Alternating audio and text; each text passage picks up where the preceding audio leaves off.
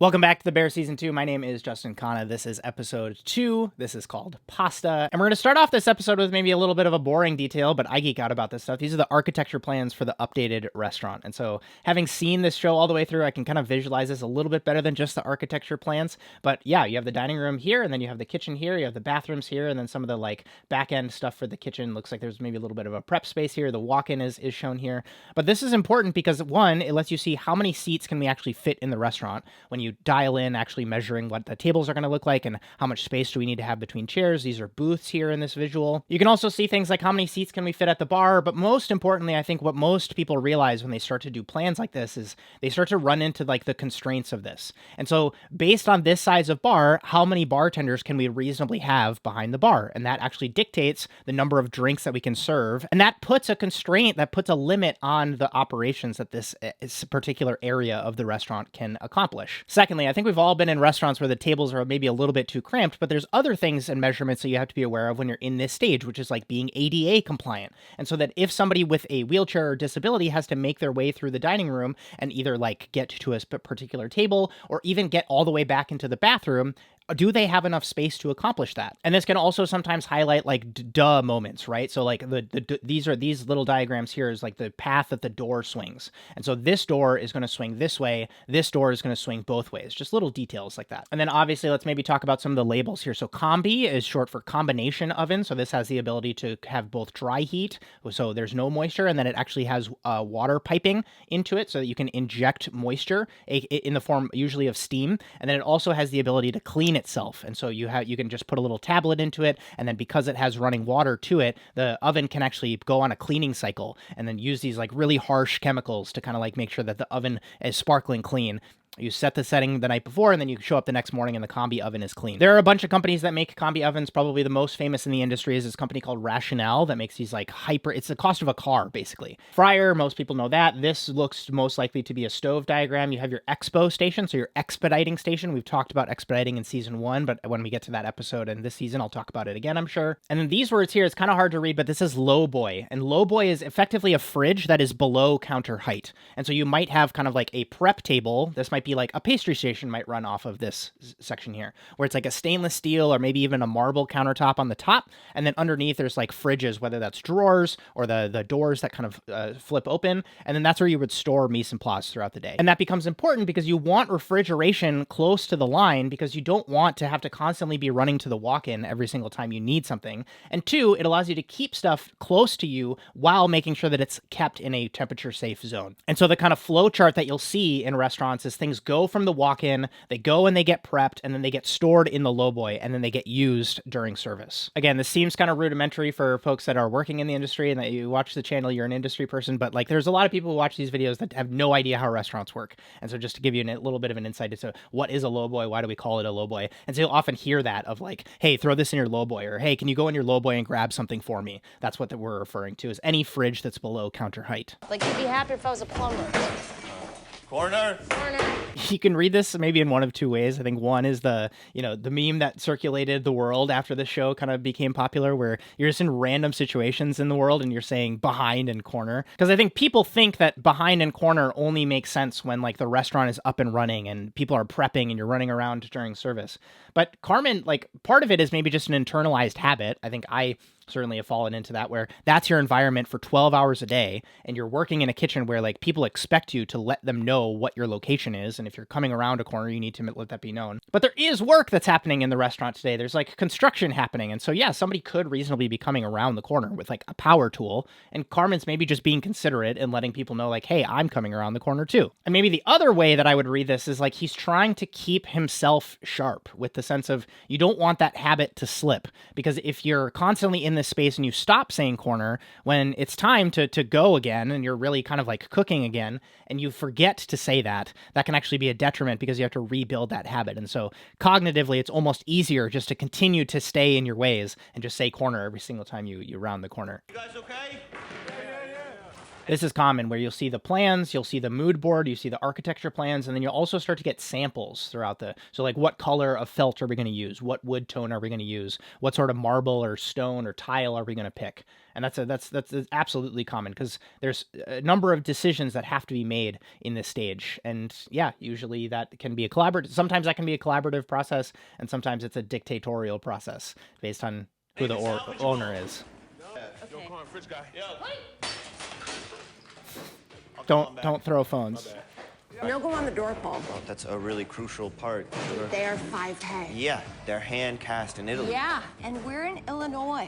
What about the... Oh my God. I don't know, maybe two schools of thought on this point too. So door pull, what Kat's referencing here and what Carmen wants is a expensive custom-made doorknob for the front door of the handle to the restaurant. And this is, again, a little bit nerdy, but most commercial buildings, the door needs to swing outwards, going towards the street. And so if there were to ever be a fire, everybody can kind of push the door outwards versus everybody flocks towards the door and then the door needs to pull open, if that makes sense. That would be actually detrimental to everybody needing to evacuate the building. The other detail, and the reason I think why Carmen is trying to prioritize this and he wants it to be custom and cost $5,000 is because for the guest, this is the first actual physical touch point you're going to have with the restaurant. When you show up to the door, you've made your reservation, you've been anticipating this experience for months, maybe in advance, and you finally get to the address or your Uber drops you off and you touch something on the door that is like, oh my goodness, I've never seen a door handle like this before. And it just kind of primes you as a guest to like, there's quality here, there's attention to detail. And again, this can kind of like,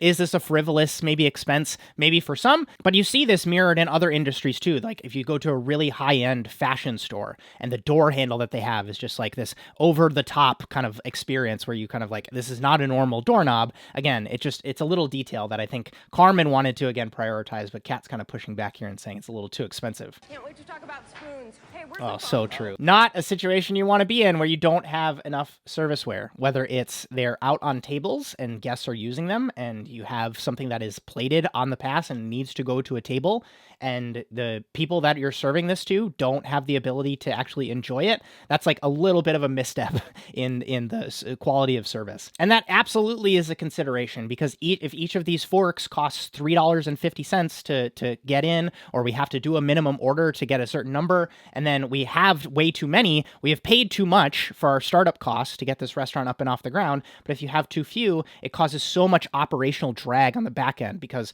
the dish person needs to constantly be aware of the second that we drop this particular spoon, it needs to go through the dishwasher, even if you don't have a full dish rack, because we don't have enough of these. And then everybody is just constantly having this like low level anxiety of like, do we have enough spoons? Because yeah, that's not a good feeling as a guest is a food runner drops a plate in front of you, but you're like, I don't have anything to eat this with. And then you have to call them over and you have to say, hey, can I please have a spoon for this? It's just not a good look, especially as we're talking about critics coming into the restaurant. That is actually seen as like a big knock on your quality of service if you're setting dishes down and you don't have anything to serve it with or eat it with. YouTube University, you can do so many DIY projects from people just like capturing their renovation projects and how they decided to do it and just answering your questions so you don't have to call a specialist in. Just do that little 15 minutes of research to identify what it is that you need to do. I do it around my house. You can do it in restaurants. If you need to fix something, most likely there is a video on it on YouTube. I love the internet.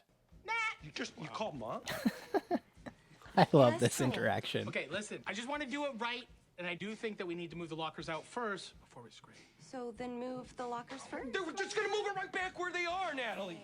Why fuck them up? Sorry, boss. I mean, not to do too much foreshadowing for what happens to Richie in this season, but like this is a prime example of Richie showing him cutting corners, of him taking his low standard that he might harbor into an interaction or into a situation and making a decision based off of like what's going to get us there faster and maybe what is maybe going to be the easier route, and even being resistant to somebody who is suggesting an extra step and using the words like right. And that's why I'm not a fan of these, like I call them arbitrary adjectives, things like right, things like nice, things like good. I've talked about that kind of in my season 1 breakdown, where he's literally, pardon the pun, trying to paint over his low standards when in reality he's actually outnumbered by people who are saying there is a different way to do this that achieves us a different result. And again, I'm even trying to make sure that I'm not using the word better here. I think the closest analogy that comes to mind is the Steve Jobs quote where he talks about like the inside of the computer also has to be beautiful. No one's ever going to see the inside of the computer, but to us, we want to make sure that it is like, it looks well designed, and there's like 90-degree angles that are happening on the inside of under the hood of this device. And you can see that here. If they were to just tarp over this, everybody would constantly have in the back of their mind, the backs of these lockers look like shit because we didn't do the work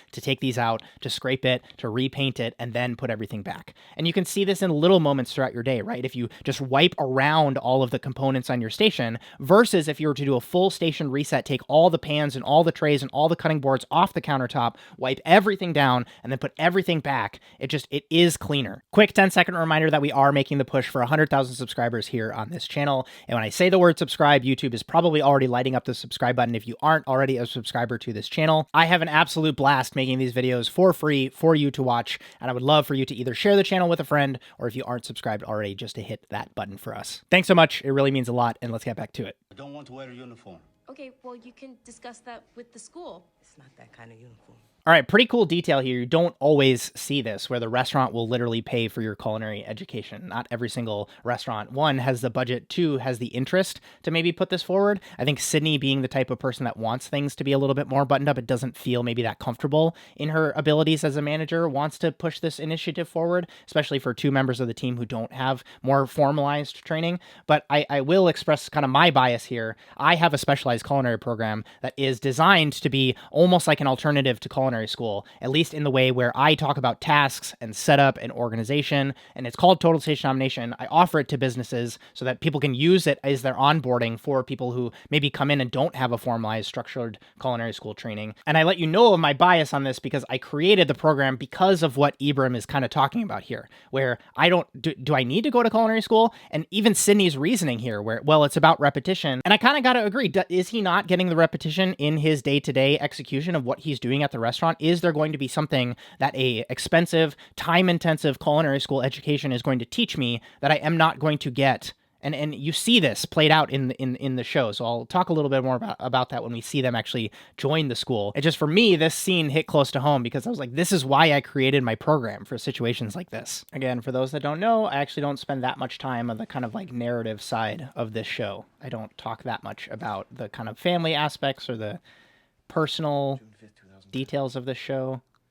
I focus more on the culinary side, but I think this element absolutely ties this show together and makes it hit harder. There are other channels on YouTube that go into the more cinematic and narrative elements of this show, more so than me.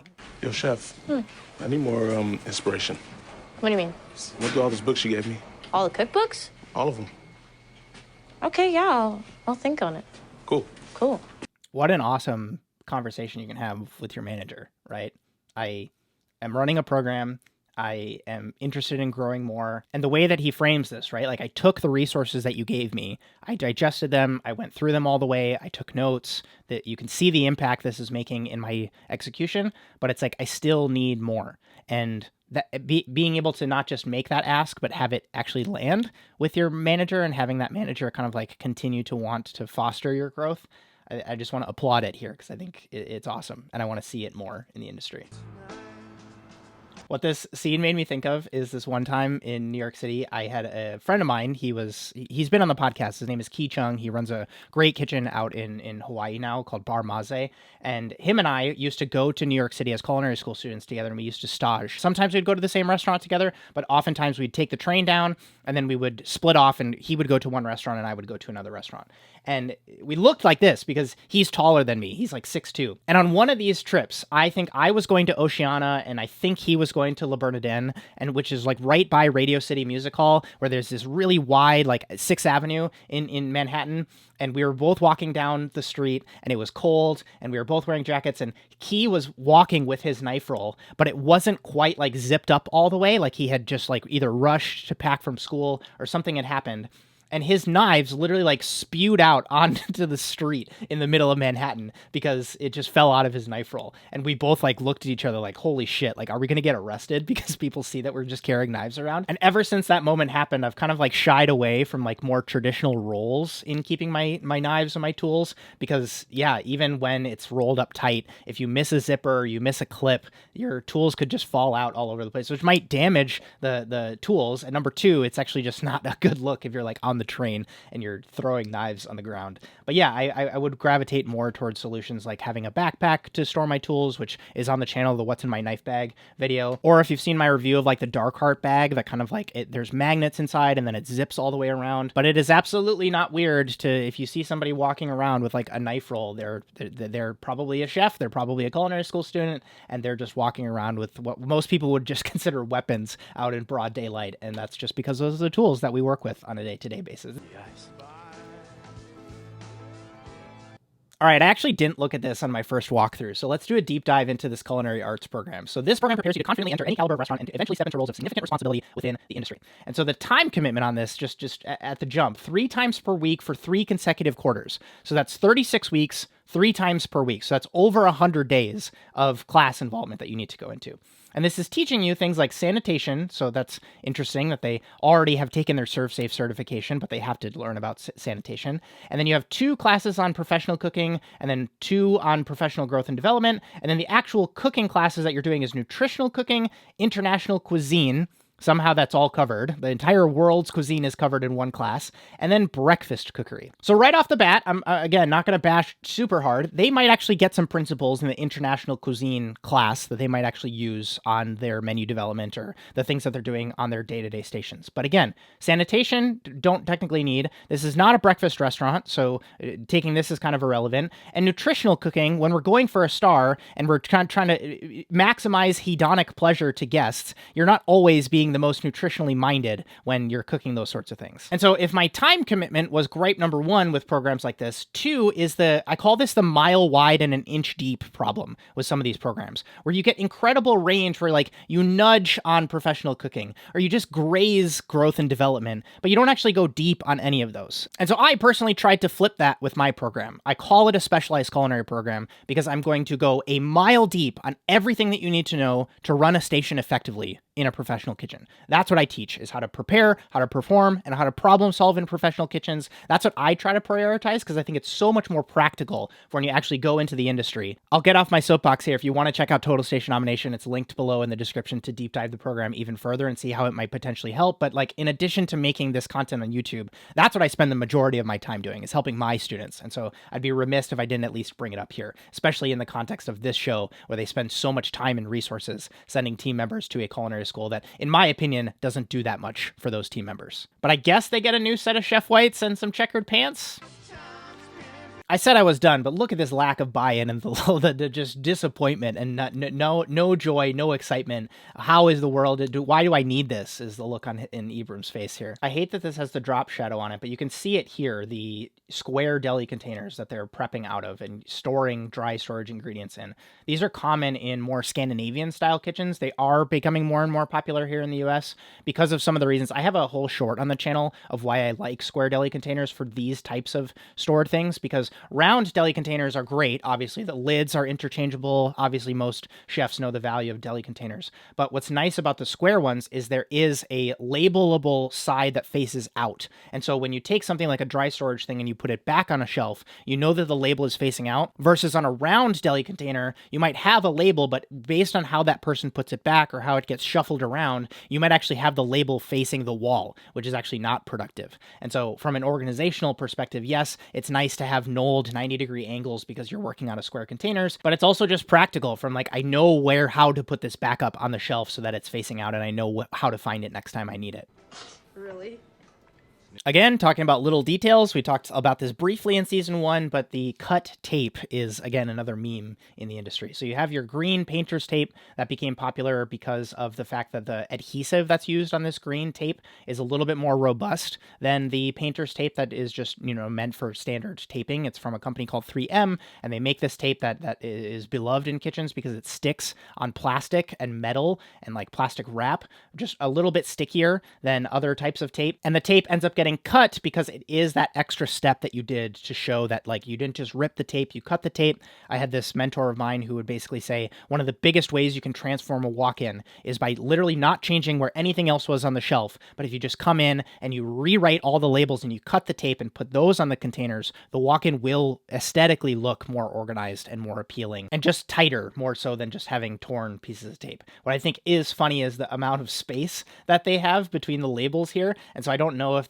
they were planning on writing dates on these and they just didn't end up writing, but like, why is pink peppercorn and shio kombu? There's such a big space between there. It's like there's a lot of wasted tape going on here. What is beneficial if you end up writing your labels like this is like you can take this extra strip of tape, this tail here, and you can cut it in two, and then you can either put it on the countertop next to your station, or you can put it on something like a deli lid so you have something to just like walk around with, and then you have like a pre-cut label that you can use in the future. And so just because you have rolled this tape out doesn't mean that this is wasted tape. Another thing that's, again, just a silly little detail that we do is if you always cut the tape, you are always giving yourself 50% of the equation done. So when you go to do that strip again, you're not having to cut the tape twice because you ripped it one time. If you're always in the mindset of cutting the tape, all you have to do is one cut. And then when you go to do that strip again, you already have one cut end of the tape. It is a minor detail, but it is something that is just kind of this all-encompassing philosophy. Is every single time I do the tape, I always cut the tape so I'm saving myself time in the future so I don't have to cut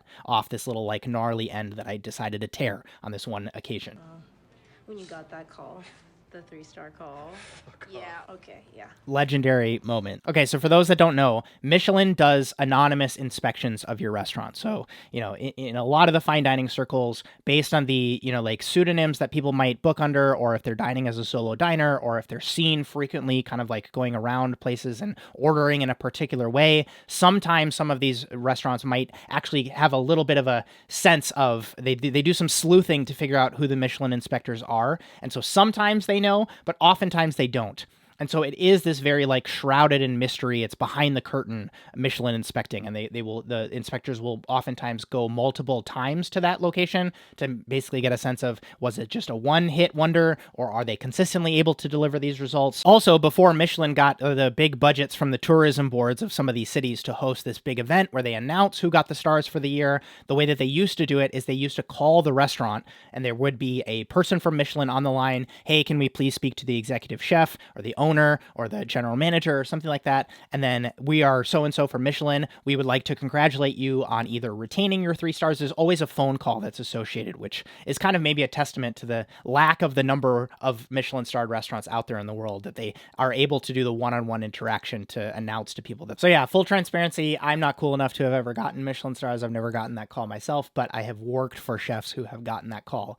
And it is, you know, kind of a cool moment to see that actually pan out, and all the work, all the sacrifice, all of the effort finally getting recognized in just the single phone call. Again, anybody who has had that achievement happen to themselves recently, I'd love to know how it works now, because with the award ceremonies happening, like, is it because you know that you're getting invited to the award ceremony, you know that you are kind of either going to get recognized in some way, shape, or form, but you don't know the stars until the actual awards day, or do they still give you the phone call? I would be curious how it works now, because again, I'm a little bit out of the loop. If somebody has a story that they share down low in the comments on this happening, I will pin that comment up towards the top so we do have an accurate view of what that actually looks like now in 2024. I had to turn over a really slow table because the entire United Nations Security Council was coming in. So normal, totally normal. You cook for the weirdest people in fine dining. It is like celebrities, heads of state, people who have security details, politicians who have like, I remember we had like one guest come in where it was like their whole entourage only had 45 minutes to eat, and we needed to like do the tasting menu super fast. And it was like, just when time was up, they stuck to the clock, and they were just like, they were out, they were done. And yeah, I'm constantly reminded of the fact that like in restaurants in particular, it is this funny thing where we are cooking for these people who have such drastically different lives than us, as just like, we're, for all intents and purposes, just normal people going into work, but we're cooking for like the rich and the famous and the wealthy and the powerful and the day-to-day. It's so interesting. Anybody who's seen the acceptance speech where there's a big smooch that gets planted, I feel like this is just practice for that moment at the award ceremony. A vinegar, some kind of cherry vinegar. Shout out to anybody who's seen early Dish of the Day videos on my channel when I was in charge of updating the tasting menu and just needing to just come up with new ideas as either the seasons changed, or a purveyor gave us something that we needed to utilize, or I just happened to have a lot of something on hand that I needed to make stuff with. But this is often how the creative process works. As you get more seasoned in your cooking career, it is more of an audible dish creation process, more so than a like physical dish creation process where you're like in the kitchen and you're tasting things and you're putting things on spoons and and trying stuff. You just happen to know, just based on your experience, that this dish is going to need an acidic component. And so you might say, you'd go through the flow chart in your mind. I have another video on the channel. It's a short on adding acidity to dishes or lowering pH. And you might land on vinegar, but then it's like, what type of vinegar? And it's, are we going to use vinegar straight from the bottle, or are we going to make our own vinegar? Are we going to infuse it with something else? And you can kind of see it on the screen. It's hard to kind of make out, but you have these words and then a slash and then a word and then a slash and then another word. And that's what chefs would call a set. And so this might be like endive, apple, walnut. And that set is like the core of the idea. And then you add the concentric circles of like, how is this ingredient going to be prepped? How are we going to season with it? What sort of other flourishes or garnishes are we going to add? And some of it is just differentiation. You might start with somebody else's dish as kind of like the core, but you're going to, through the concentric circles that you're going to add to it and the details that you're going to change about it, you ultimately make it your own. That's kind of like that remixing philosophy when we talk about creative output. Okay, more gripes on this scene. One, the Mercer knives. We've done reviews of these on the channel before. They are, for a lot of folks, an incredibly accessible kind of first knife for their kit. I think Mercer has done a really good job of getting contracts with a lot of the like culinary programs to make sure that they can get relatively affordable kits for people. And for a lot of folks, this is like their first reasonably nice kitchen knife, where it's a high carbon stainless steel knife. They have the NSF certification here on this, which basically says that there's not going to be any like nooks and crannies on this knife where, you know, bacteria can get harbored. But I do have some gripes with like the amount of celery cutting that gets portrayed on screen here with like these two people being in culinary school. And the marketing page for this knife might say that it's high carbon and it's hard and it holds an edge, but it is soft relative to other steels that have a higher HRC rating. And this becomes increasingly evident when you're cutting vegetables that have this fibrous cell structure, like celery, like leeks, like spring onions, where you get 2 bunches of celery in and you start to notice that your knife isn't quite as sharp as when you started. And I remember feeling this as a culinary school student. I was like, the knives that are included in my kit, it was like, yeah, they're shiny and they all match, but like they don't perform in the way that I want them to perform. And so I found myself going to knife shops and getting, like, my first knife was a Misono UX10 and I still have that knife to this day. The second gripe that I have about using celery in particular is like, what knife skill are you teaching here? Because in addition to not being so friendly on the knife here, it's like, I don't know if they're showing that Ibram's knife skills are maybe not so great because all these pieces are kind of inconsistent when he starts. But to me, if we're going to talk about the knife skills that either get taught in culinary school or that I highlight in series like Reps on the channel, which kind of cover more practical knife cuts that you actually do in your day-to-day job, celery is like one of the worst ones that you could pick. I much more gravitate towards something like potatoes if you're going to go to the culinary school curriculum route, where it's like batons, chiffonade, you know, small dice, medium dice, large dice, or even like a brunoise where you can actually start with something that is a rectangle. Celery is like a C shape. It's a half pipe shape. The starting point of the ingredient is not conducive to you getting more precise knife cuts. And yes, celery brunoise is absolutely possible, but the amount of waste that you get when you're making celery brunoise is just like abhorrent. So yeah, if you're wanting to work on knife skills, I have free knife skills exercises that you can do. I link those in the description. It's called Reps. I think there's 3 or 4 videos out on the channel now for those.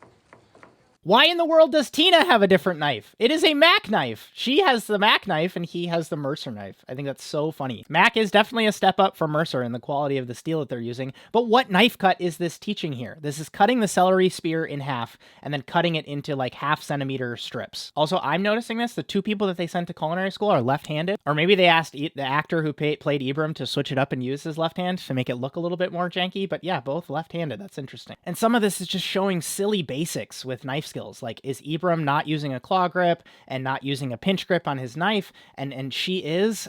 Like, wouldn't he have been taught that before starting this exercise? It's just so silly to me the way that they're portraying this culinary program on screen. I don't think it's doing a service to this culinary school. Lacto ferment? Yeah, yeah. Oh, fuck. Oh my God. We kind of talked about this with the Noma guide to fermentation, but lacto fermentation, one of the ways we used to do it is we used to save the whey from buttermilk or yogurt, because we used to strain yogurt for one dish and then we'd have the whey left over. And then you could take something like a vegetable and combine it with like a percentage of salt and then whey and then get lacto fermented stuff. But based on how long that they have let this sit, I'm curious if like fermentation did actually start to happen, or if this is maybe something that Carmen did the day before or Sydney brought in from home. But yeah, sometimes fermentation projects don't end up being that delicious. Can't say I've ever worked in a kitchen where this is the MO using, sign language. Like different chefs have different ways of, either communicating or there's like inside jokes or cultural references that people want to make. I think putting this in contrast of like throwing pots and pans or like burning somebody with this hot pair of tongs in their arm when you're upset, like this is absolutely better than that. And the kind of quip that comes to mind that I'm a big fan of and that I teach folks is the praise in public and discipline in private. That can tend to really, really help people because you don't want to have that blow up moment happen in the moment, especially if it's not going to help in the moment. You might want to like after service, take somebody in the private dining room, sit them down and have a conversation about something that will help you tomorrow. But in the moment, doesn't make sense to have this massive eruption explosion. Maybe not. It's also for them, like it's a mom and dad kind of situation where like you don't want to see mom and dad fighting in front of everybody else. And so them being able to signal that is maybe helpful for them. The frozen Concord grapes. We do like a beef consomme type thing, smoked bone marrow.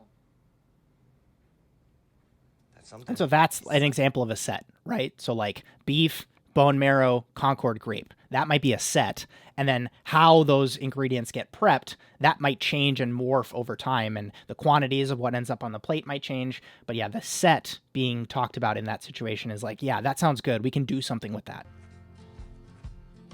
Not total station domination. This is like not a hygienic setup. There's extra stuff on this station that doesn't need to be there. And again, it's like you want to be able to practice your knife skills in an environment that is conducive to you improving. And I don't think that you get those skills in this type of culinary school environment. Again, not trying to harp on it too much, but I'm just noticing what I'm noticing. Grab and veal demi-glace from the store. When you're in the dish development process, this is not all that uncommon because you don't, like the cost associated with making a demi. I talked about what that cost in my season 1 breakdown. But when you're just developing a dish, you sometimes just want to get close to the result that you want. And so being able to source something and actually just being able to see it and taste it and at least say, oh yeah, well, this will change once I start making my own demi, that can be helpful. And so that's why you see Carmen probably grabbing this from the store. A nice veal stock sundae. With vanilla ice cream? That actually sounds delicious. It's not that far off. There have been multiple savory sundae kind of expressions. I think one that stands out is the sundae at Angler that does a particularly salty caramel on there. I have a whole going out to eat kind of video on my meal at Angler. Also, correct me if I'm wrong, but the proliferation of like seaweed focused components in ice cream sundaes, particularly in like Copenhagen, that became a thing for a little hot second. And then the other two more stereotypically savory components with ice cream is black truffle, which is obviously like a little bit of a no-brainer, but then also fish sauce. So like fish sauce caramel on vanilla ice cream. It's like it actually surprisingly works because it's like sweet and umami and salty. I know I said I wasn't going to talk about the more narrative side of this show and especially the characters and focus on the culinary side, but I do like that in season 2 they are prioritizing all of these different facets of some of the different characters, or at least showing how those influences affect their work on the day-to-day. So you have Marcus with family members in the hospital. You have Carmen now having a romantic interest in his life. You have Richie grappling with purpose, and then you have Kat literally being pregnant as this restaurant opening is underway. Not to mention you have Sydney grappling with the problems of family pressure and expectations, and then you also have Tina and Ibram having like this extracurricular thing, which is literally going to school, and I'm sure there's more that I'm missing here. And I say that because the, motivational rah-rah focus, dedication, commitment to food service and working in restaurants and being a chef can yes, that can yield amazing results sometimes, but also we're people. I mean, how fucking late am I getting this season 2 breakdown up? Because life got in the way for me. And I think a lot of this can be visualized on a continuum. There is the absolute dedication. I'm sleeping literally at the restaurant. I don't have anything else going on other than this cuisine and the restaurant and the pursuit of stars. And the other side of that is the anywhere the wind blows, I get swept along with it. I'm never at work because I can't seem to focus because any little drama piece in my life, I just blow out of proportion. And I'm calling out of work all the time and I'm constantly have other obligations that I need to tend to. I would say that's maybe also not all that healthy. And so I'm just giving a little bit of a tip of the hat to this very human portrayal on the big screen of this kind of stuff. Because I don't think any of us ever get to that point where we got it right or we nailed it, but I think it's always something that is in the back of our minds as we work. How are they not wearing masks? Thanks, Neil. Okay, Fack is wearing a mask. That's good. Very good for business, like more than worth the detour, like plan a trip around. And how So that might have sounded like a little bit of gibberish from Sydney there, but Michelin Guide, the history of it, just a quick 20-second history, is that Michelin, the tire company, came out with this guide because they wanted people in France to drive around more, get more wear and tear on their tires. That would result in them buying more tires, and so they published guides on hospitality, kind of like establishments, so restaurants and hotels and inns. And each of the star levels was kind of tied in with that, like, you're going to have to travel to get here kind of thing. And so to lay these out, and also to add that some people do kind of butt heads on this and saying that Michelin has departed from these original one-liners because these were only talking about the food. And so the first one star, is a very good restaurant in its category, and some people say it's worth stopping by. 2 stars, you're going into like exceptional cooking, especially in this category, and people say it's worth a detour. So it's like, you were going to this city, it's worth actually going off the beaten path, taking a little bit of extra time to go and stop by this place and then continue on to your final destination. And then lastly, the highest ranking, 3 stars, Michelin says this is worth a special journey.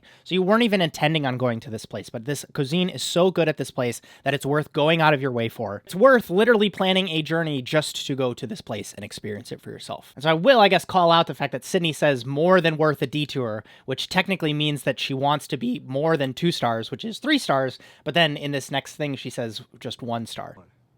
Oh, 1. So that doesn't make sense to me. Yeah. do you get paid the same? Well, TBD. For a month, there will be payment, and then right now, it's built into the business plan that'll take a bit of a pause just so that the rest of the team can definitely be paid.